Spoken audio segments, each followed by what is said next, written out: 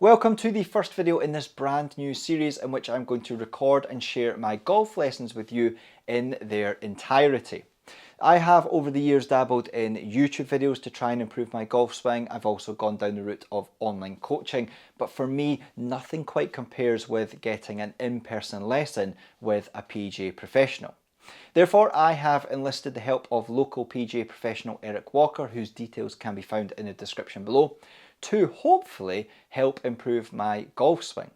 Now, what I'm keen not to do is to just find a quick fix for the issues in my swing. I want to rebuild it from the ground up and do things the correct way. And that's why I'm creating this series, so it's not just a one-off lesson, it's a collection of lessons where each week or a couple of weeks we will build on what we have covered in the weeks before. Now, if you enjoy this video, be sure to hit that like button. If you have any comments, questions or observations, drop them in the comments area below. And if you haven't already done so, please do consider subscribing to the channel so that you're notified when the next video is released. Anyway, let's get on with the very first lesson, in which we're going to look at improving my rather poor posture, ball position and generating a better rotation during the downswing. Let's just hit a couple. It's just an 8-iron. 8-iron, we're aiming down the white flags. And that's fine.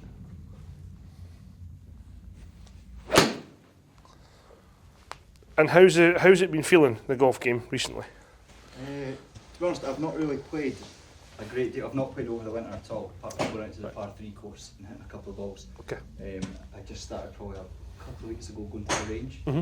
I don't really have that much interest in the winter because it's off the mats and of course, you know, cold and wet. But it's not been like. You look like you were swinging it all right the other day when you put your video on. Aye, I mean I can get around the golf course, but my problem is just a lot of it's relying on scrambling. You know, so if I hit a fairway, and then no matter what irons in hand, apart from probably my 50, I'm pretty much thinking I'm probably going to miss the green, even from about 120 yards. Okay. So I missed a lot of greens.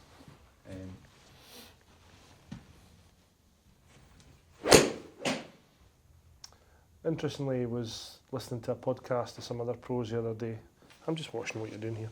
And they were talking about trying to record or trying to reference how many shots it takes you to get in the hole in 3 from the fairway or from any point in time. So you've hit your tee shot, whether it's in the trees or the rough or the fairway, how many shots and from what distance does it take you to get into the hole in 3 shots?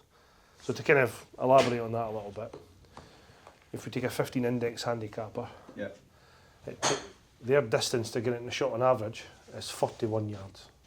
Oh really? Okay. Right? If I was to ask you what a tour pro would be, what would your answer be? So they take 3 shots to get in the hole. At what distance do they average to get the ball in the hole in 3 shots? Probably about 160? 200. 200, right. So the simple way of doing it is that if you put a 15 handicapper on the course and a tour pro on the course, you put the 15 handicapper at 41 yards away on average from the flag and the tour player 200 yards from the flag. Without any handicaps, they could play a game from there, right? It just shows you the gulf between the amateur and the pro, right? But it's a really good thing to just almost psychologically think, right, how do I get the golf ball down in 3 shots? So what's your index? What's your handicap? 7.4. 7.4. So you're probably going to be somewhere between the 75 and 90 yard mark for getting down in 3, right? That's where your average is going to be. Okay, so you're looking at all your shots and you're saying I'm missing greens and stuff like that. We all miss greens, we know that, you know, but you've got to be looking at maybe how do I try and just hit a green. Right, and what I'm watching is you're doing. I don't go like flag hunting or anything. No. I pretty much just play to try and hit the green. I think a lot of the basics, alignment, generally just. You've got a bit of a two-way miss at the moment as well, like you're missing it right and left. Yeah. So the trust of, well, I don't know where it's going to go here, so I'm going to aim centre of a green, and that gives me X amount of distance right and left. To hit a target, and I can see that because that's what you're producing there, and that's a lot to do with club facing path. As I say, I was watching you the other day, so let's hit a couple and I'll just get some numbers. Because that's the thing. It's sort of, there is very, very little trust in if I've got an approach shot, I'm you're basically just hitting the ball. Yeah. You want me to wait? Hit one. We might not get much of this track, man. It's been well used this morning. Yeah.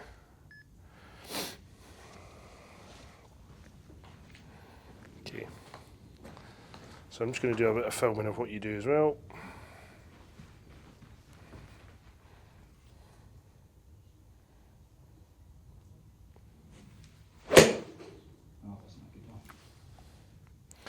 So what I see a lot of in your golf swing is, fundamentally there's a lot of things good. I mean, you look at your setup position there, and the setup's pretty orthodox. I've always wondered about the posture. And my posture's not great as a person anyway, but sort of like this. You've got that curvature of the spine. Yeah. You do have that kind of upper body curvature of the spine. The posture to it here, Yeah. is good. I think your hands maybe sit a little bit too low below your chest. I think you could get yourself a little bit more room in that setup position here, right? But that for me is a part of what you do, and your golf swing works around your setup and your posture. You just get the golf swing, and you kind of always have. We've talked about this in the past. Is you just get really long with the arms, and when you get really long with the arms, you then really struggle to retain. So I mean, as in like overswing. The arm swing just gets long, yeah. So you've obviously got good flexibility and stuff. Club face, your club face at kind of the midway point there is really good. It's matching your spine angle, so there's no issues there. Shafts matching your feet in the ground, so you've got a good sort of position one, so to speak. And then as you just move into the second phase of the backswing, okay. If I was to stop that there, you and I would be going, that's pretty impressive. That's a great top of the line, top of the position, a little bit shy of parallel. Now I'm ready to unwind. What I would say is, it does look to me a little bit though that your left side's starting to move.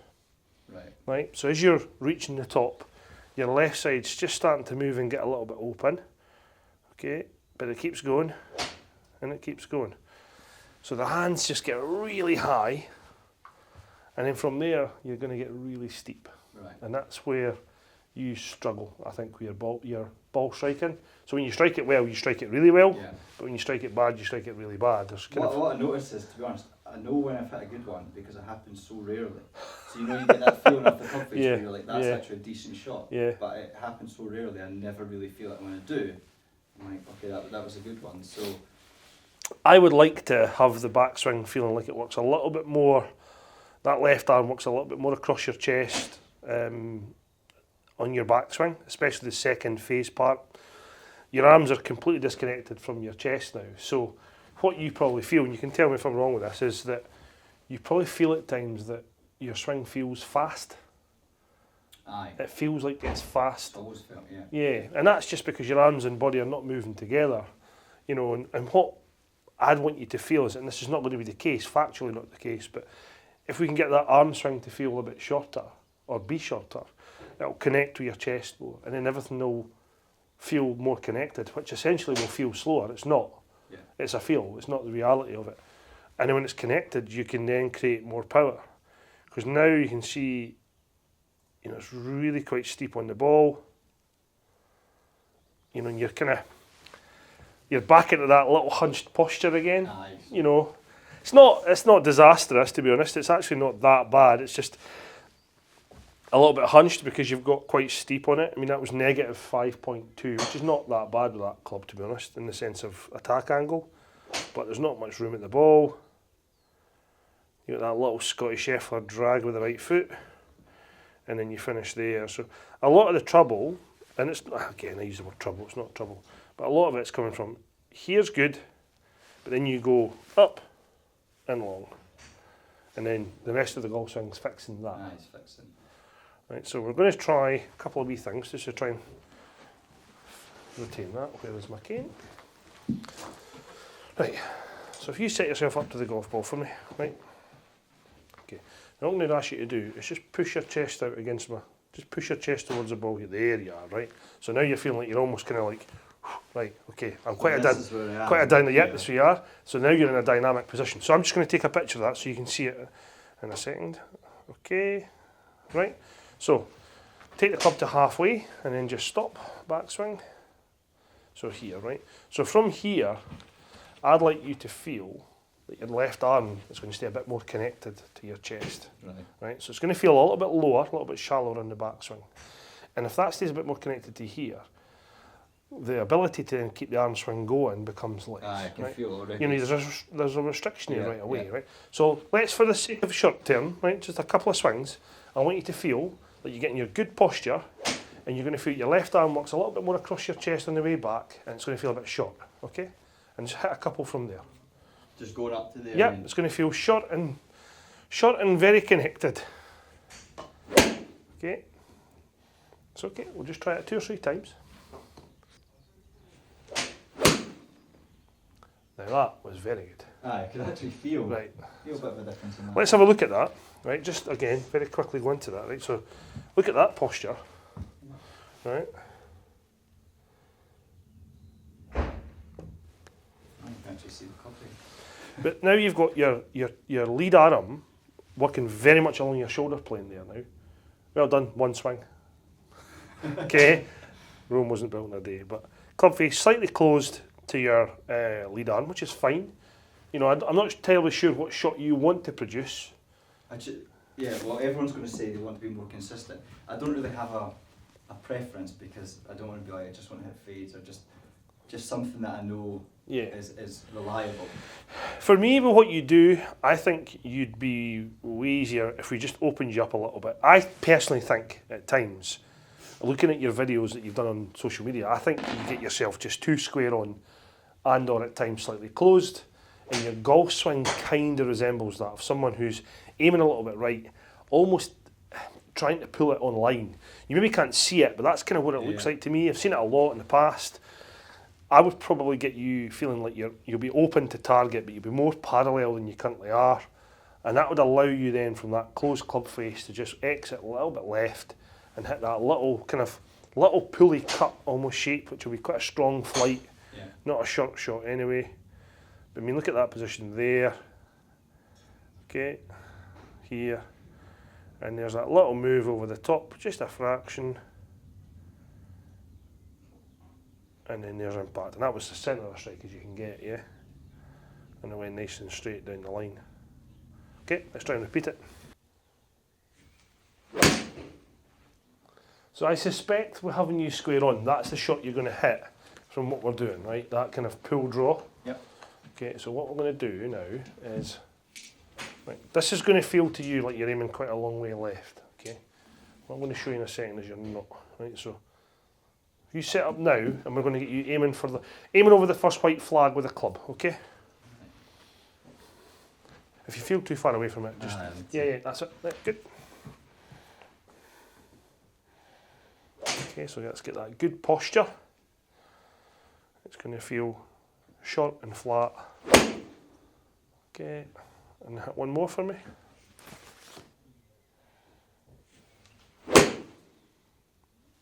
Okay, good.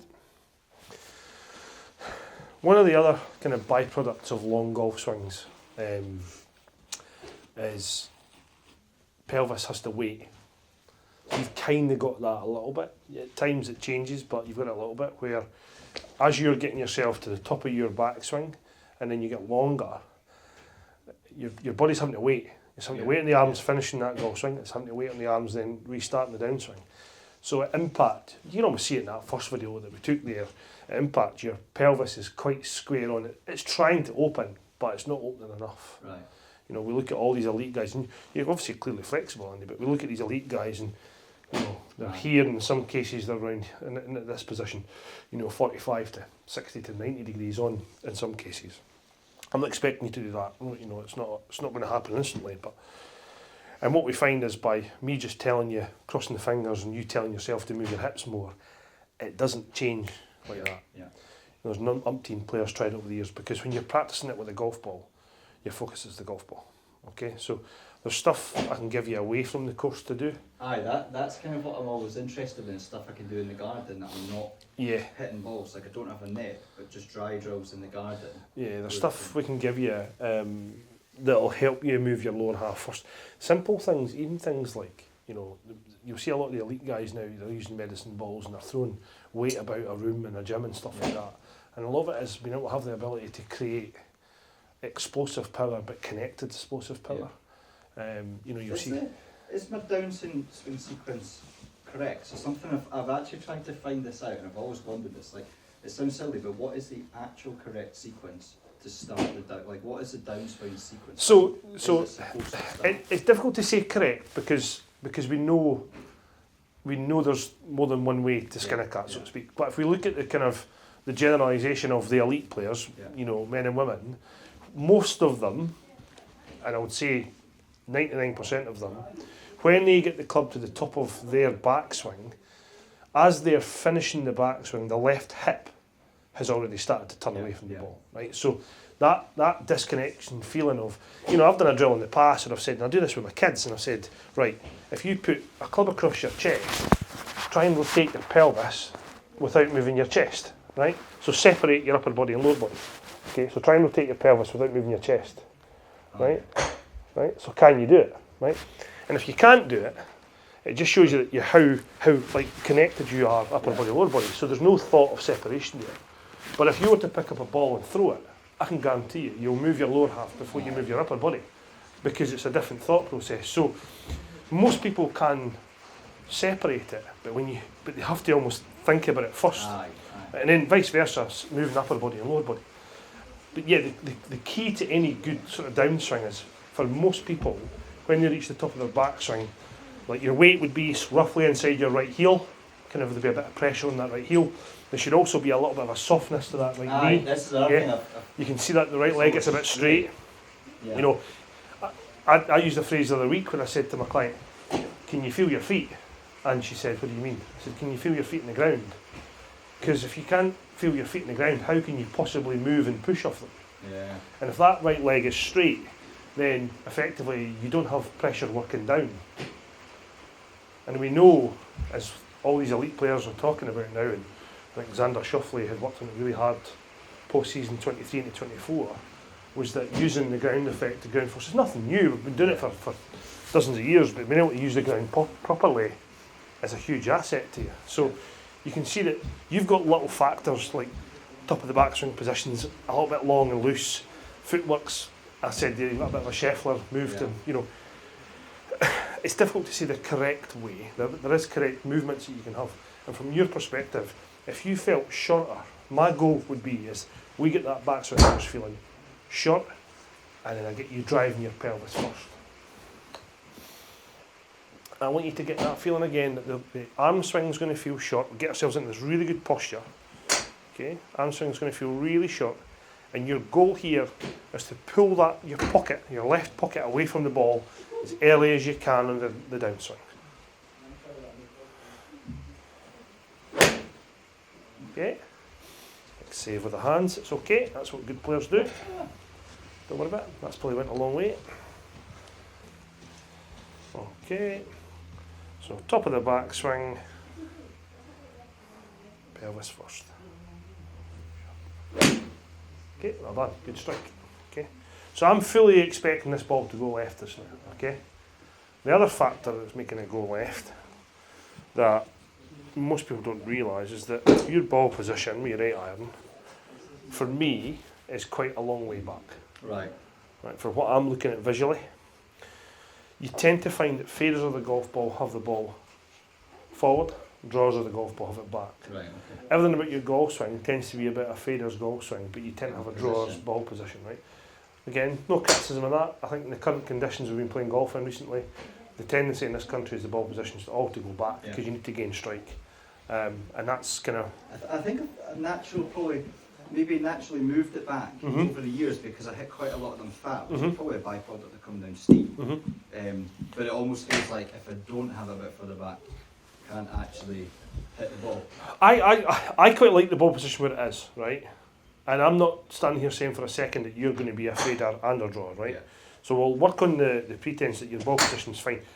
For me, and when you swing it, it still looks too far back, but from a ball striking perspective, I'm okay with it at the moment. Yeah. What we're going to now think about is what you do after the golf ball. So what we see a lot of from your golf swing, and this is just again because the pelvis has been slow in its movement, is the hands have worked really hard to save it. You can see that a lot. Yeah. And at times you can see that your shot just goes left, left, left. I think right's probably less of a miss than left for you. That's what it looks like, I don't know. Yeah. I would actually, well, yeah, I would say probably do miss more than the right. If I'm honest. Okay. That's, yeah. Is that a fade right?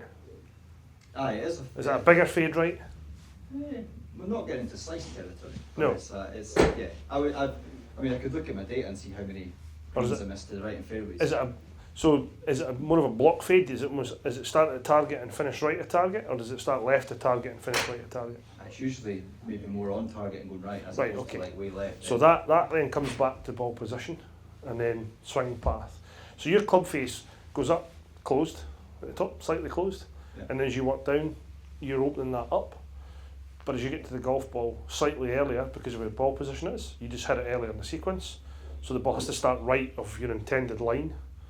So it starts at target and fades. Yeah. You know, the good faders of the golf ball, I'm not saying you're not a good fader of the golf ball, but the good faders of the golf ball, taking like a John Ram, his ball position is way forward, especially with the longer clubs. You see it way more with longer clubs, but his ball position is way forward because he needs the room to allow the path to work left. Yeah. If the ball's too far back, the path can't get left early enough then, eh? That kind of makes a bit of sense then. Yeah. Eh? But purely for the sake of trying to just keep things a bit more kind of slow down here, because because we're kind of maybe going too fast too early here, right? So set yourself up again, all right, and keep that ball position where it is. And what I want you really to emphasise on the way through is, see this logo on your glove here, right? Yeah. I want you to feel on your downswing, as you're getting through to this golf ball, you're trying to move this pelvis as much as you can. I want you to feel you're trying to hold this finish here, right? As opposed to letting this club release shut, okay? You're going to hold this finish here, and you're going to let those hands, those arms walk across your chest, and you're going to hold it, right? Almost a wee bit like a Fleetwood-esque finish, yeah. Even, there's a few others that do it out there, but he's probably the most famous one, okay? That sort of... Yeah. So it's going to feel short and short, yeah? Okay, so good posture, push that chest out there. It's going to feel short, pelvis first, short. Okay. Didn't feel great. No, it wasn't your best strike. I won't tell the grandkids about that one, but directionally it was much better.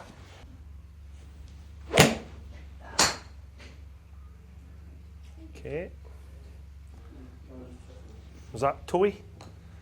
I don't know. I feel like with that one, I was trying. There's too many things in my head. So It's I was okay. like thinking of Yeah, turning it's okay. hands. So we're just going to feel short, left hip to move first, pull away first, and then short. So short, hip moves first, short And his finish. hip going back. Yes. So that left hip, so you're trying to feel, so if you go to the top again, I'm just going to grab this loop here, you're trying to feel that this part of your body's moving away early, Right. okay? And Now, then- if you want to let that left foot move on the downswing, don't feel like you've got to restrict that. Yeah. Again, mobility is way more important than you think in golf, and you know, gone are the days where our feet are stuck to the ground like we were told when we were kids. You know, we're trying to let the lower half move, and you'll see a lot of these. I mean, Thomas, who won last night, his legs and feet are moving all the time, so mobility is really, really important to you. Good move. I'm going to film that one. Well done.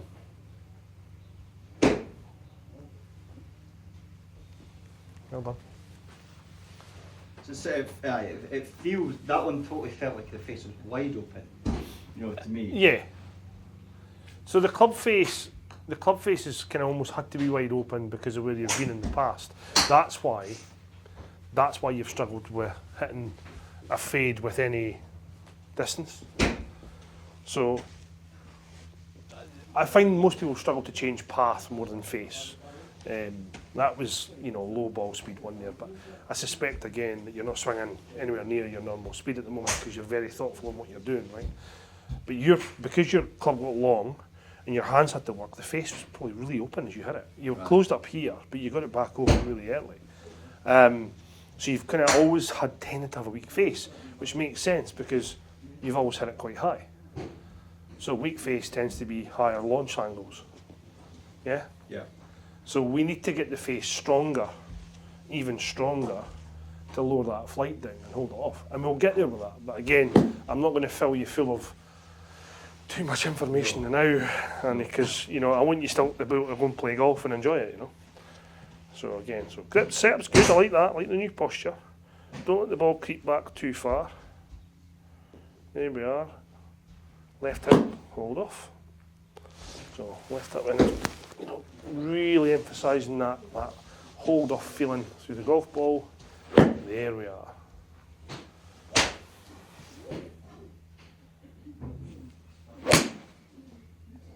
There's a golf shot. Okay. Still a bit of a release on that one. Yeah, it didn't feel like I held. You didn't hold off, but like that move there. Okay.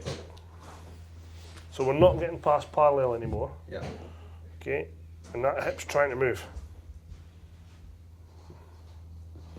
You can see how there's a little bit of extension through the ball. See that right hand? You can see it when I do it like that, you can see it even more emphasised. So trying to feel like you're taking loft away from it and getting that left wrist in front. And everyone's sort of like made to be like this. It's a sensation anyway, yeah. I mean, again, there's studies done on shaft lean on iron play, and I think on the PGA Tour it's like 1.5 degrees of shaft lean. So it's the theoretically you think it should be like that. That's almost how you're. Realistically, it's there. Right. Okay. But what it can't be is there, which is weak face, creating loft, hitting up in the air, losing all that distance. That's a decent shot. It's a 145 8 iron. There's nothing wrong with that whatsoever.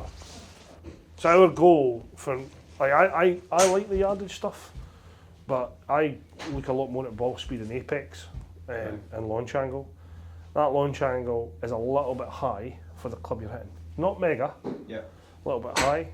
And that is that just because of this? Yeah, you're just creating a bit more loft at the golf ball. Yeah. And like what you're trying to find, like if you're coming up here to practice, or anywhere for that matter, and you're practicing, what you're trying to look at is launch angle to ball speed, right? And then apexes. We don't want to get the apexes too high in this country because we're going to lose a bit up there. All right, but ball speed obviously for everybody's trying to get it to as high as they can get it, but then as consistent as they can get it. So there's no point in you having 115 ball speed every 10 shots, right? Yeah. So if you can replicate, let's say you replicated 106 all the time, then every club should be plus or minus roughly 5-6 miles an hour above and below that. Right, okay. Right? So your 9 iron should be roughly 100 miles an hour ball speed, and your 7 iron should be roughly 112 miles an hour ball speed. So is that ball speed for an 8 iron? What would you expect to see for an 8 iron? You think about 105. Well, it's what you're producing, right? So the expectancy is based on the club head speed and then the efficiency of the club head speed. Personally, I think that you should have that up near 110, right? Because I think the launch angle is a wee bit high, and I think the height apex is a bit high. So for me, I would like to see the club face just being a bit stronger through the hitting area, which would theoretically reduce the height, reduce the launch angle, and it seems to be my bait it does this because I use it all the time and I use both of them. Okay, we're going to try and hit one again. I want to feel really like we're trying to get on top of this golf ball, really shaft leaning with that left wrist. Okay, so we're going to work short, down, left hip, hold off. That's all right. It was a bit long and quick again. Posture-wise, that's a. You're going to feel like you're sticking your chest. It feels almost like it's kind of like Yeah. It feels like So I'll show you what it looks like. It feels like I'm bringing the club up though. Obviously, I will be. So there's your posture now. That looks so much better. Right. So now you're in a much more, nice straight lines. Arms are look like they're almost hanging from the shoulders, which gives that relaxed look. Yeah. To you though, because you were kind of here, you're now there. You're like, whoa, I'm feeling really athletic, like night and day. Almost really dynamic here, eh? But it's one thing you know, we go down the range here, no disrespect to anyone, but no one practices posture. Yeah. You know, and it's the thing that we all swing around is our posture.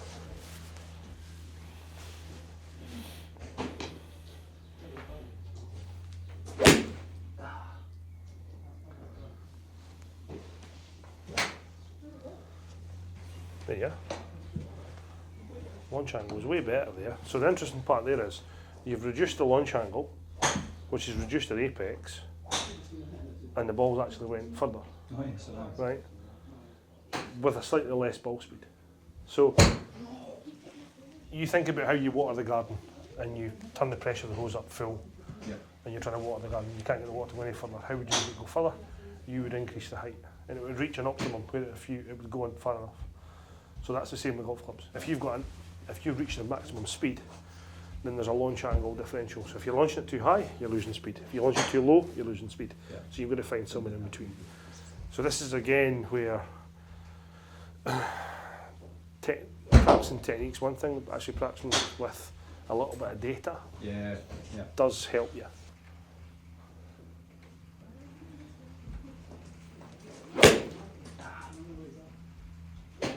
I feel like I'm sort of concentrating so much on this movement and not on the hands now. It's okay. You've got a few things to think about. That again, I'm not going to tell you any more because I know you've reached a saturation point, right? But what I'd try and do is work through your setup position, which is obviously the posture. Okay, do some practice drills feeling that backswing. You'll see a few of the guys on tour doing something similar. Justin Rose was doing one at the Masters. It was massively exaggerating that feel. And even if you've got to do one where you do a practice swing where you feel like you go to the top and then the hip and pelvis move away and then you hold it off, that's what you're trying to feel, right? So the more you do the drills, the more you re-emphasise, and it's like pre-swing drills, the more you emphasise what you're trying to do. And I go back to Rosie because it was very obvious with driver, and with a few of the clubs he was doing this very exaggerated kind of drop of the legs move, right? And he was doing it this week at the RBC, and there's clearly something that he's on the range that he's trying to do in the course, and that's just a trigger to help him remember it. You know, we're the same as him, and he's hugely technical. Like Rosie's so analytical, it's ridiculous. That's probably why you need to do that. So if you're standing on the golf course and you're thinking, right, I just simplify it for yourself and give yourself some simple triggers to be able to replicate. Very good. But you really moved there. That was very obvious. Yeah, that one felt Launch angle was back down again. 20 degrees. Good. Apex was good. Obviously, I hear all the time, Andy, everyone wants to hit it further, If you can...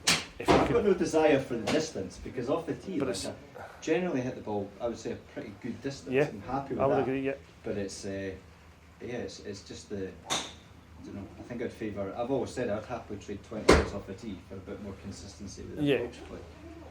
Well, looking at what you do, I can see why the drivers can be an issue at times, you know, because of the length of the golf swing. And this change is tough to do with driver. I'll be honest with you, it is. Aye, you're swinging it much faster. You are. Very good. That felt good. So that's 2 in a row. 105. That's 2 in a row right down your target line.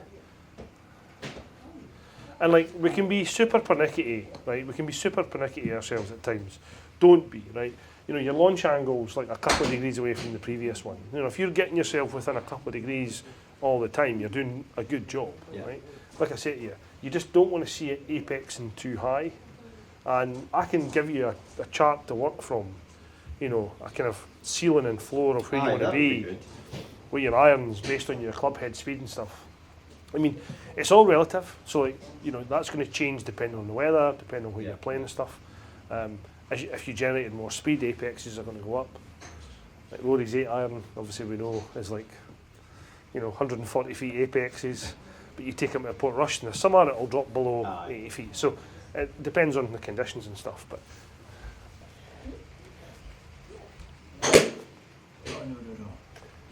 I've got it closed early. Well, I've went a long way. Closed face.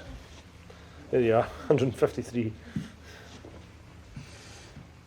So That's so instinctive, that release of the hands.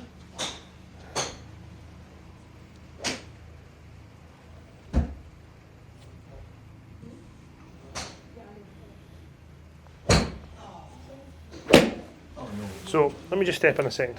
Okay, so what I would probably get you to work on from this, right, is I think it's very difficult to swing the golf club full and still try and make changes, right? Because when you're swinging it, we'll say ceiling, there's going to be habits and tendencies and repetitive processes that are going to kick in. So like with your club at your 8 iron, let's say I'm going to ask you to hit it 110 yards, 120 yards, right? This is a 7 iron I've got here, right? So let's say I'm going to hit this like 120 yards, okay? I can then work on a shorter golf swing, more connected golf swing, and work on just strike. Because effectively I'm taking the pressure off of what my top of the line is, and I'm just trying to work on control. So if I set myself up, okay, doing what we're doing, we're trying to work on our posture, we've got a good ball position, I'm trying to make sure the golf swing feels nice and short, moving the pelvis first, but I'm not trying to hit it as far, so I get more time to think about what I'm doing. There, right? So none of that was about where it went distance-wise, it was all to do with what I was doing here.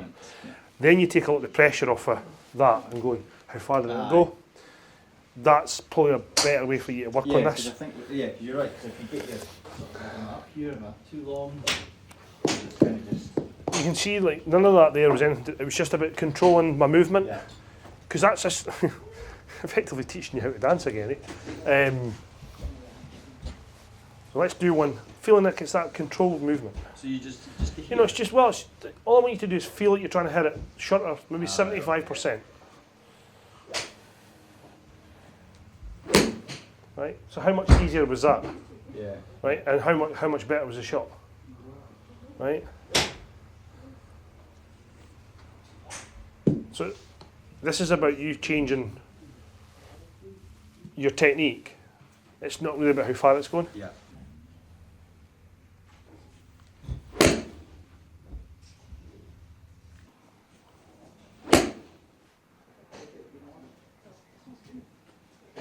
How does that feel when you move like that speed?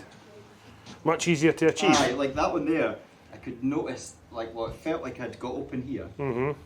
I was less focused on the hands there. So I feel like the first part of this swing, this bit, feels like that's sort of like, I'm happy with that. Do you know what I mean? I'm used to that now. But it's these two parts here, but certainly there I could feel, I think, I want this the hitting part, so you can see like even in that swing there, right, you know, you're trying to drive your legs, which is good, you're trying to drive your legs out of the way. The face is maybe left a little bit more open than you want it there. We'll discuss path at some point as well. You can see how much more control of your movement you have there. Now, that's a movement practice. That's you trying to feel, what am I trying to do here? At some point, you then have to ramp up, you know, speed, body turn, body movement. Because the thing is, see, if I'm trying to hold it open anyway, the face is... Trying to hold it off. Well, because that's the thing, because it feels like the face is always going to be open.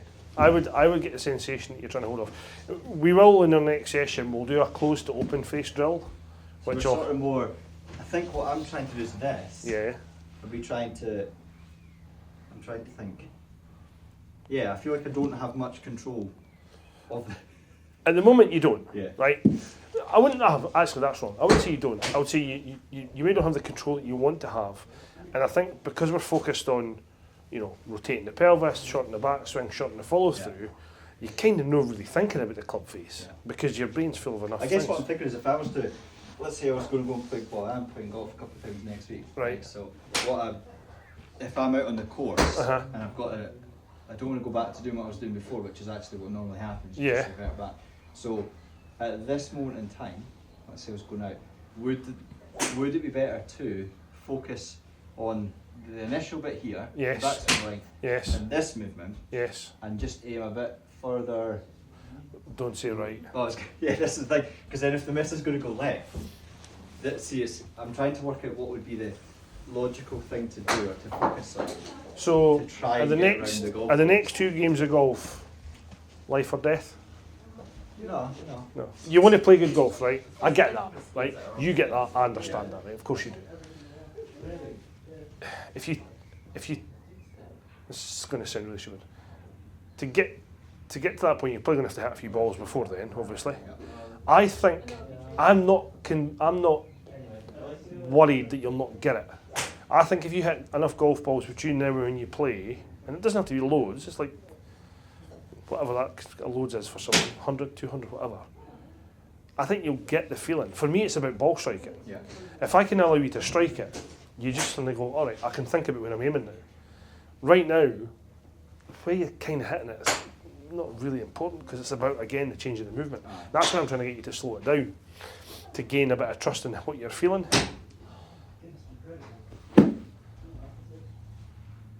I would probably not want you aiming right because I don't want to see you release it. I want to see it. I want to see the hands being a bit more passive through the ball, and it's the body that turns, not the hands that turn. Yeah, because that's the strong part of your body. Right. Okay. So I think what you're saying is basically just go out and play golf until it works out. You don't want to revert back to doing things. So you better just stick with it and hit the balls. And I don't want you to try and use a fault to fix a fault. Yeah. Right. I mean, listen, I understand. Where are you playing out down the road? Dunfermline, and then I'm playing Craig Millen Park. Right.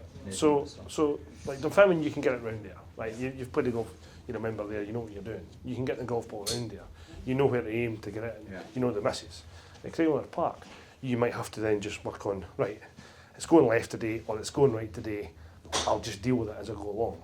Yeah. I'd probably be more inclined to stick to this at your own course, wherever it goes, you can default into what club to hit and stuff. Yeah. Another course, you're going to have to contend with playing another golf course, so you've got enough going on there. So you might just have to then go, right, I'm just going to play golf today, get it round, do what I can do. But I wouldn't necessarily want you to go and... You don't want to start aiming right. No, I get that. Parallel's so important for you. I definitely feel like this little bump up here. Yeah. So that movement, that definitely feels like... I don't think I made one swing. No, you haven't. I'm really impressed with that. So that one feels like I can deal with that one. Yeah.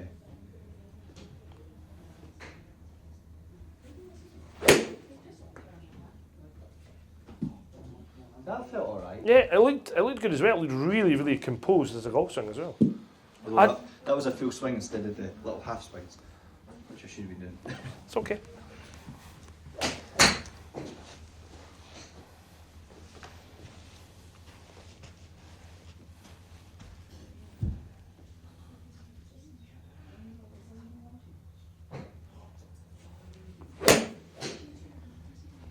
I mean, to me, you've hit a lot of shots down that target line. Yeah, aye. Right, and maybe not as strong and maybe not as powerful, but you're sacrificing a bit of speed and a bit of distance to change your technique. That's not necessarily a bad thing. If you have to go out and club up for a day, well, it's not the end of the world. You club up for a day until you gain trust, then you add the speed back. So how does it? So we've been hitting 8 irons. Which, yeah. If I was going in with 5 iron, just the same. Let's go for it. Grab your 5 iron. Because this is where I think. So this is where I think your ball position probably creeps back too much a little bit. So you set up to a 5 iron the way you would do. Yeah, see, that's too far back for me. Right, so move it forward, the ball, there we are. Yeah, maybe a bit more, just a fraction more. Or forward. So you move to your right. Yeah, that's better there. Right. Okay.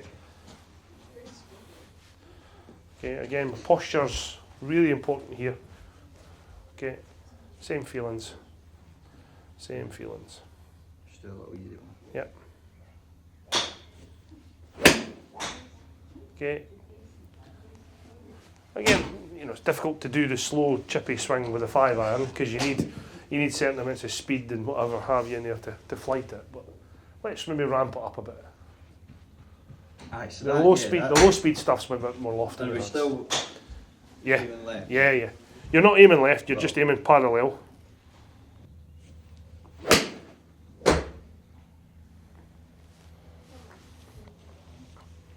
So there's where the ball position is with that club. So that's actually looks pretty neutral, Yeah, doesn't because it? see, for me that feels like it's all like Yeah. you say driver off the heel. Yeah. That almost feels like that's what it's obviously not. But it felt like it was. And that's why you clearly spend a lot of your time with the ball back. Aye, because I probably do think it's. Yeah, I would have had it there.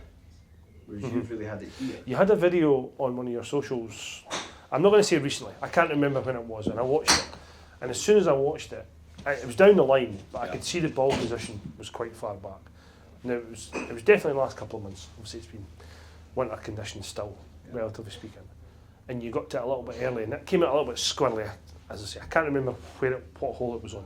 And it came out squirrely, and immediately I could see the ball was too far back for what you do, because it's just too steep. There's no room there. You need a bit of room and impact for that golf club to come in. You're not shallow. You know, the data's showing us you're not shallow. Really so here, basically. Yeah, and like to you that feels forward. It certainly does. Yeah. But it's not. If I just move this camera a little second and get you absolutely parallel to this camera, right? I'll put that there, right? So you can see it in your own camera, okay?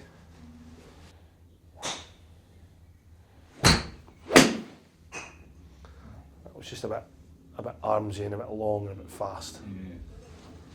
It's tougher with the longer clubs, and that's where the short swings with the irons, as you work down the bag. It always feels like it's the kind of thing you just want to keep doing it with the 8 iron, just get the movements sorted, ingrained, and then start thinking about going. Yeah, I mean, listen, I had this conversation last week with Callum. We're talking about long iron play, and I said to him, "How often do you hit a 5 iron around the golf?" And he went, "Like once or twice." And I said, "Well, standard driving range hitting 5 irons is not conducive to good practice." I says, "What do you use most of?" So he looked at his data, and he hits basically 8, 9 wedge and gap wedges all the time, and he hits his 3. Well, it's not his 3; it's his hybrid. His 4 iron, his 5 iron, literally once a round, maybe twice. And I said, "Well, you're standing up hitting practice shots with a club that you basically don't hit." Yeah, I'm probably the same, to be honest. So you practice with the clubs that you use. Yeah. Because you have to gain a bit of confidence and trust. It's just very easy to go, I struggled with my 5 iron because I had it bad that day. So maybe just stick with it. You know, and I'm not saying don't practice with 5 irons. I'm just saying, you know, standard range hitting 5 irons is not good practice. I mean, even if I got in the wee practice course, I'm only ever hitting 7, 8, 9. Yeah. So yeah, it probably makes more sense to keep working on it and drilling it with. Well, loft will help you. Loft's enough to help you with this, right? I think as well, if you go and just start hitting 5 irons and the output's crap every time, then you're just like, this isn't working. Just demotivating, isn't it? So I think sticking with something that actually you can see a bit of a change mentally. I mean, times you've got to go from standard range and get the hands dirty and work on a golf club, I get that. But for something like this, use the clubs like with 8 iron with loft. Bit thin that. A little bit low in the face. A few more. I feel better. I'll tell you what, that's as good a swing as I've seen you put on today. Let's have a look at that one. But that swing there, you know, we'll go back to halfway. It's a little bit more inside, but that's okay because we're trying to get that left arm just to work a bit more across the chest. Brilliant, look at that. Okay, good.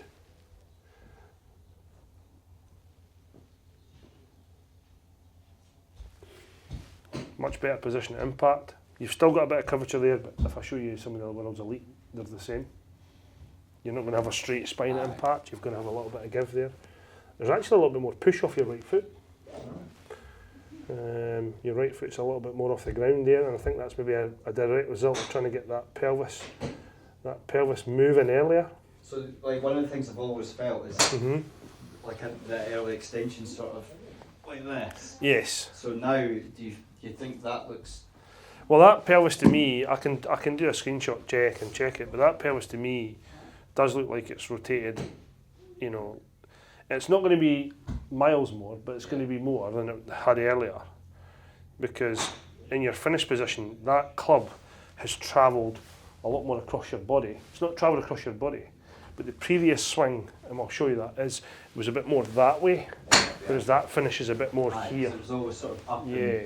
I always think if you look at the best iron strikers, you know, a lot of them, you know, finish with the club across their body and almost here. That's kind of more of the position. You don't see them too often getting the arms separated and working that way, and then they finish there. So the good, you know, it's a byproduct of what they do. and then you're finished. But I much prefer, you know, again, we're looking at the similarities here.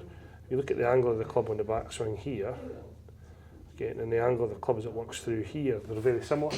So they're matching up a bit more as well. Yeah. So again, you're just matching up your swing plane a bit more around your body, less kind of, you know, doing too much and changing paths and stuff. But that, to me, hit one more for me.